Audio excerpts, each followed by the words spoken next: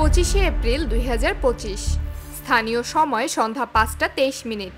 ইয়েমেনের উত্তাল সমুদ্রপথে মার্কিন নৌবাহিনীর কয়েকটা যুদ্ধজাহাজ স্বাভাবিক গতিতে এগোচ্ছিল, আর এই যুদ্ধজাহাজগুলোকে পাহারা দিয়ে নিয়ে যাওয়ার জন্য জাহাজের সঙ্গে আকাশে উড়ছিল আধুনিক যুদ্ধবিমান। এই বিমান ছিল আমেরিকান বিমান বাহিনীর আধুনিক ফাইটার জেট F-16, যার কাজ ছিল আকাশে পাহারা দেওয়া, সুরক্ষা দেওয়া এবং প্রয়োজন হলে আক্রমণ চালানো।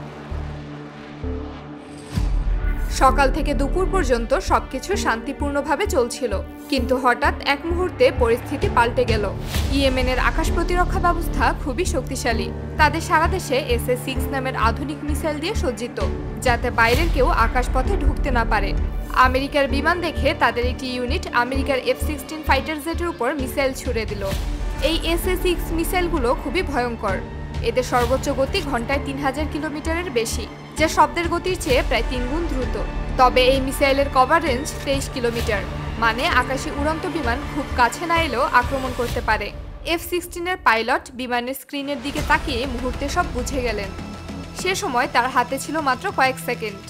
আধুনিক প্রযুক্তির সাহায্যে বিমানে নাকের দিকে বসানো APG-83 রাডার 42 কিলোমিটার দূরে থেকেই ক্ষেপণাস্ত্রের উপস্থিতি শনাক্ত করল। এই সময় পাইলট সিদ্ধান্ত নিলেন বিমানটিকে দ্রুত নিচে আনা প্রয়োজন, কারণ এই SS-6 ক্ষেপণাস্ত্র সেমি অ্যাক্টিভ টাইপ, মানে এই মিসাইল শত্রুকে ট্র্যাক করতে করতে ধাওয়া করতে পারে। যদি টার্গেট হঠাৎ করে উপরে বা নিচে নেমে যায়, তাহলে তার লকিং সিস্টেম দুর্বল হয়ে পড়ে।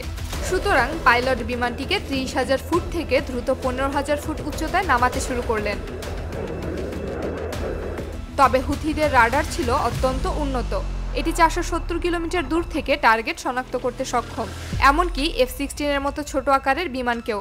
এবারে আরও কয়েকটি মিসাইল ছুড়ে দেওয়া হলো আকাশে।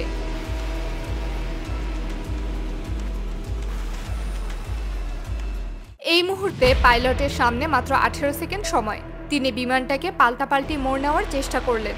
এরকম করার কারণে মিসাইল ঠিকমতো ট্র্যাকিং করতে পারে না, কিন্তু এই টেকনিক যথেষ্ট ছিল না। এবারে বিমানের পেটের নিচে থাকা ALQ-184 নামক জ্যামিং ডিভাইস চালু করা হলো। এর ফলে মিসাইলের সাথে মাটিতে থাকা কন্ট্রোল সাইটের সাথে সংযোগ বিচ্ছিন্ন হয়ে যায়।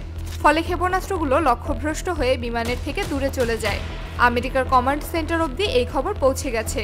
এবারে মাত্র 44 মিনিট পর বিকাল 6:07 মার্কিন MQ-9 ড্রোন জিবুতির সাবেলি এয়ারফিল্ড থেকে ইয়েমেনের উপকূলের কাছে হুথিদের কার্যক্রমের উপর নজরদারি করছিল।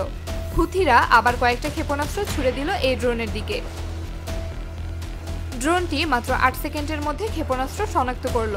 ড্রোনটি দ্রুত 15,000 ফুট উচ্চতায় উঠে গিয়ে ফ্লেয়ার ও চেফ ছুড়ে মিসাইলগুলোকে বিভ্রান্ত করল, কিন্তু একটা ক্ষেপণাস্ত্র ড্রোনের ডানায় আঘাত করে, আর তারপরে ড্রোনটি মাটিতে মিশে যায়। আর এতে আমেরিকার প্রায় $200 মিলিয়ন ক্ষতি হয়। মার্কিন প্রেসিডেন্ট ট্রাম্প দ্রুত কঠোর প্রতিক্রিয়া ঘোষণা করলেন। এর জবাব দিতে আমেরিকার সবথেকে শক্তিশালী গাইডেড মিসাইল ডেস্ট্রয়ার যুদ্ধজাহাজ ইয়েমেন উপকূলে এসে উপস্থিত হলো।